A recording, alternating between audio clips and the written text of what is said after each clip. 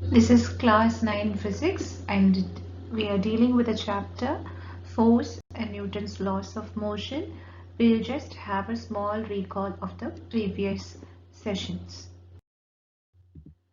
So in the previous session we have seen about the Newton's first law and about inertia. So what does Newton's first law state? So it states that any object which is going to be in motion or any object which is going to be in rest, it will be continuing its same state of rest or motion, and unless an unbalanced force is going to act upon it. So if the object is in rest, it will be in rest, and if the object is in motion, it will be in motion. And we saw about inertia. What is inertia? Inertia is nothing but it is going to be the natural tendency of the object to be in its same state. So if it is at rest, it is going to be at rest. It is not able to change its state of rest or motion. So it cannot, the object cannot change by itself. So only if any force is going to act upon it, the object may be or it will be able to change its state of position. So you can also say that the inability of the object to change or the natural tendency of the object to resist its position or motion or rest. In today's session, we are going to see about the types of inertia and some everyday examples which are related to inertia, and we'll see the Newton's second law of motion. We'll see what is the Newton's second law also. We have three types of inertia, that is inertia of rest, inertia of motion and inertia of direction. So we know inertia is the resist and change in position of the object. So here if the object is not able to change its state of rest by itself, then it's called as inertia of rest. And if the object is not able to change its state of motion, then it is called as inertia of motion. And if the object is not able to change its direction by its own or on its own, then it is called as inertia of direction. So all these things are going to be depending upon the position of the objects here. So now First, we'll see the examples of inertia of rest. So the first example is a passenger standing in a bus leans backwards when the bus starts all of a sudden. And the second one, the fruits fall down when the branches of a tree are shaken. And dust particles on a carpet falls when we beat the carpet with a stick. So when we are standing in a bus, we are at rest. And when it is suddenly the bus is being started, what happens? We move backward and then we come forward. So you're not able to change the state of rest by yourself. And here also the other simple example is like we have the apples or the fruits in the tree. So only when the branches are shaken, what will happen? The fruits will fall down. So the apple and the passenger who is at rest will remain at rest only. So they will not be able to change their positions. Okay. Then the second one is examples of inertia of motion. A passenger standing in a moving bus leans forward when the bus stops all of a sudden, and a man who is going to step out from the moving train leans forward. So here is a picture. There's a boy who's sitting in a seat and he's wearing a seat belt. So we all wear seat belt while we are moving in a car or traveling in a car. So suppose if the driver is going to apply a sudden brake because you are moving and the driver is going to apply a sudden brake. So what happens? Suddenly you cannot come to rest, right? So you will move forward and then move backward. And then even in the bus also, you might have seen like people will get inside the bus and get down the bus while the bus is in motion also. So what happens in this case, while they're getting down, while they're getting down, they will also move along the direction of the motion of the bus for few seconds. So that is, they are not able to change their state of motion, their movement. Then very simple example also you can say. So you might have seen all the running races in our school and all. So all the boys and girls, they will reach the final destination point. But if you would have observed, even after they have reached the final destination point, they will not be able to stop themselves suddenly there, right? So this is inertia of motion. So they are not able to change their state of motion here. So this is another example of inertia of motion. The next we have inertia of direction. The water particles sticking to the cycle tire are found to fly off tangentially. So if you have a cycle in your home, if the water is being stuck to the cycle and when you start pedaling, what will happen? It will not go in the circular direction. It will go along the direction of the cycle only here. Another very simple example is, you can see here a car is moving in a curved road. So if you are inside the car, what will happen is, along you will also move along the direction of the curved path here. So suddenly you're moving straight and there is a curved path. So what will happen? You will move in the opposite direction of the curved path here. So there is the inability of the passenger or of the object to change its state of direction is called as inertia of direction. Then here I have few situations. So the first one, like what we have already seen, there's a stationary bus and the bus starts to move. What happens? You will lean for backward and then you will come forward. So these are few examples what we are seeing in our everyday life. Then the second one, it's also inertia at rest here. So what will happen here? So there is one tumbler and on top of it we have a cardboard, and on top of the cardboard we have a coin. So suddenly if I'm going to pull the card away, what will happen? The coin falls down due to gravity only, but it is in the same state of rest only. Then the third one, I have a pile of books here, and in between I am just removing one of the book also. So what will happen to the other book? They will also drop down due to gravity and they will remain in the same state. So these are few examples what we see in our everyday life. Then we have a moving bus and suddenly the driver is going to stop the bus, and what will happen? Everybody will move forward because they are already in motion, and when the bus is stopped suddenly, the passengers are also in motion here and they move forward. Now we will see a relationship between inertia and mass. So inertia and mass have certain relation between them. So we'll see what is that relation. So here you can see I have two bricks here. So one is small and one is big. Which one do you think will be easy for us to push? The smaller one or the bigger one? So obviously everybody will say that the smaller brick will be easy for us for pushing here. So what happens if I ask you to push the two bricks, which will be easy for us? The smaller brick will be easy for us to move and the larger brick it will be a little bit tough for us. So heavier if the object is going to become heavier, what will happen is its tendency to resist, to change its state of resist the motion will become more here. So inertia is itself we know to resist the change of position.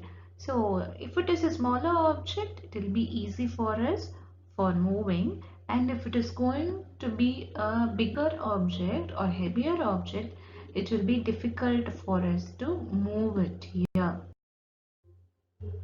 So here for us, as the mass increases, the inertia also increases. That is, the resistance to change its position will be increasing. So we can say that the inertia is going to depend upon the mass of the object.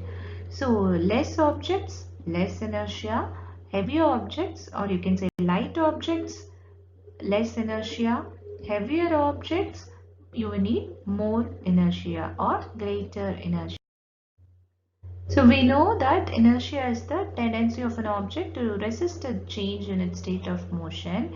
And how do you measure inertia here? So inertia can be measured directly by mass. So you can also say that inertia has direct dependence upon the mass of an object. So we all know that mass is nothing but the amount of matter which is present in an object here. Okay, and if the object is going to have more mass, what will happen is your inertia will be more. So the inertia increases as the object's mass increases, and the inertia decreases if the object's mass decreases. The next topic we are going to see is about Newton's second law of motion. So we have seen about Newton's first law, we have seen about inertia and the types of inertia also, and the relationship between inertia and mass. So now we will see what is this Newton's second law of motion. So we'll see something about the Newton's first law and then we'll move on to the second law. So the first law, we know if the objects are going to be in motion, they'll be in motion only, and if they're going to be at rest, they'll be at rest only, and they can change their state only when some unbalanced force is going to act upon them. So now if you see, in first law, if the forces are going to be balanced forces. So if the forces are going to be balanced forces, what happens? If the object is going to be at rest, it will be in rest only. And if the object is going to be in motion, the object will be in motion only and with the same speed and in same direction. Now we will see what is in the case of Newton's second law. So in Newton's second law, what happens is when the forces are going to be unbalanced, what will happen? There will be an acceleration here. So the object is going to, I'm going to apply some force, and when unbalanced forces, they are going to make your objects move. So here, when a force is applied, there is an acceleration on the body here. And what happens to this acceleration? So this acceleration is going to depend directly upon the total force which is applied here. Okay, and the acceleration which is due to the force is going to be inversely proportional to the object's mass. So in second law, there is going to be an unbalanced force, and due to the unbalanced force, the objects are going to move, and there is an acceleration, and this acceleration will be depending directly upon the force, and it will be inversely proportional to the mass of the object. Then, so we'll see what is the second law of motion. So what is this law state we will see as the first law. So the law states that when a force acts on a body or an object, it will cause the object to accelerate, right? So if you have any object and if you're going to push that object by applying a force, what will happen? Obviously, the object will move here, and if the movement is going to create accelerate the object here. Okay, and then the larger the mass of the object, the greater the force will need to cause to accelerate, right? So if the object's mass is going to be more, what will happen? We need to give too much of force so that we can make the object to move here. So we can also write this as F is equal to ma. So this is the relationship between force, mass and acceleration, or you can also write this as A will be equal to F by m,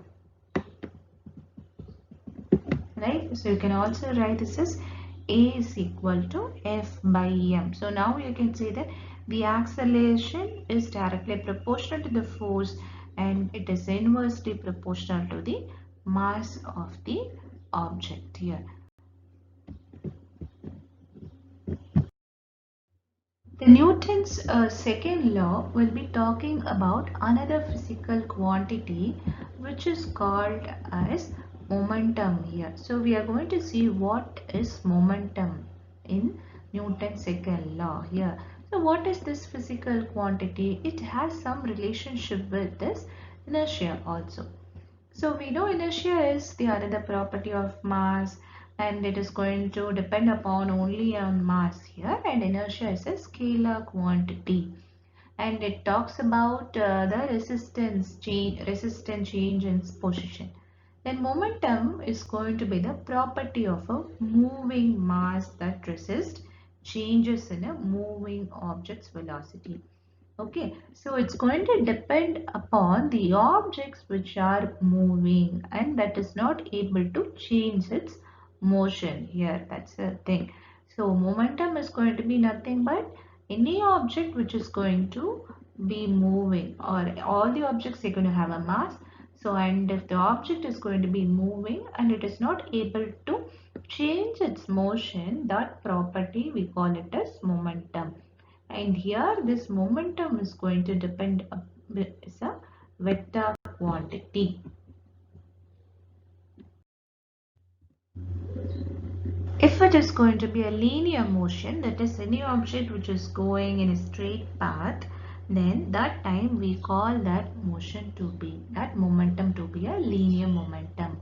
So momentum, linear momentum we represent as the term P vector. So this is the symbol, vector symbol, which represents that momentum is a vector quantity and it has both magnitude and direction.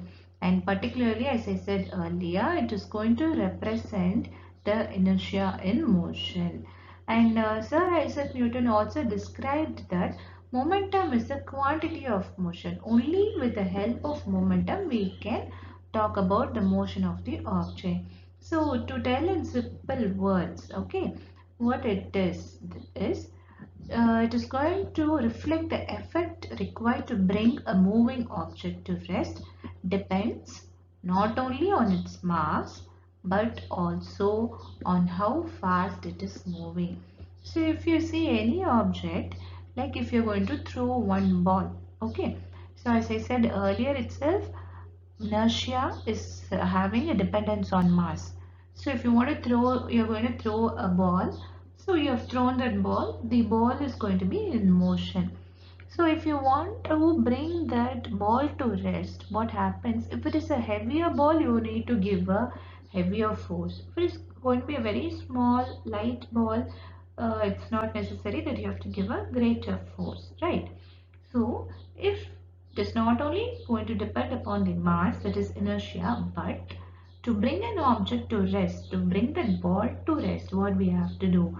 It will also be depending upon the motion of the object, how fast the object is also moving. Okay, this is the general application what you can say about momentum. So it is not only, if you want to bring any object to rest, it is not only going to depend upon the mass but also it will be depending upon how fast the object is moving also.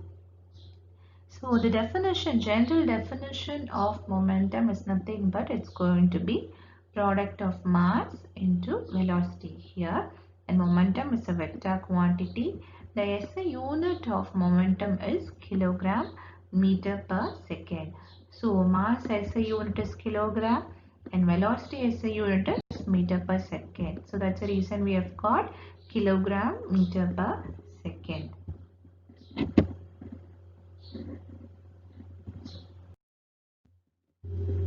Here I have got an example of momentum. So suppose they are considering a boulder and a stone also. So if you see, a moving boulder has more momentum than a stone rolling at the same speed. Okay, so a boulder is moving and the stone is also rolling. So here a moving boulder is having more momentum than in case of a stone. Then we have a fast boulder has more momentum. So if you take two boulders and both are going to move in different speeds, so the fast boulder will have a more momentum than a slow boulder. And any boulder which is going to be, it is not going to be in motion at all. What will happen? It is not going to have any momentum. So your momentum is going to be talking about how fast the object is going to be moving. With the help of the physical quantity momentum, you can also state the Newton's second law of motion the other way. That is, the rate of change of momentum is proportional to the force applied to make the change and takes place in a straight line, right? So whenever you come across the word rate of, it represents at a particular time, at what time it is taking place. So momentum here is going to be directly proportional to the force of the object to make the change. So only when you are going to apply the force, the object will be moving here. So any object which is going to move, they are going to have momentum here. And that change, how it is going to take place, it will be taking place in a straight line. So this is your another way of stating Newton's second law of motion. In today's session, we have seen about the types of inertia and we have seen about Newton's second law of motion and the statement for it also. The next session, what we are going to do is, we are going to derive the mathematical formulation of Newton's second law of motion. So that's the very simple formula, that is F is equal to ma. So we are going to use the formula for momentum and we are going to derive this relation. Thank you, children.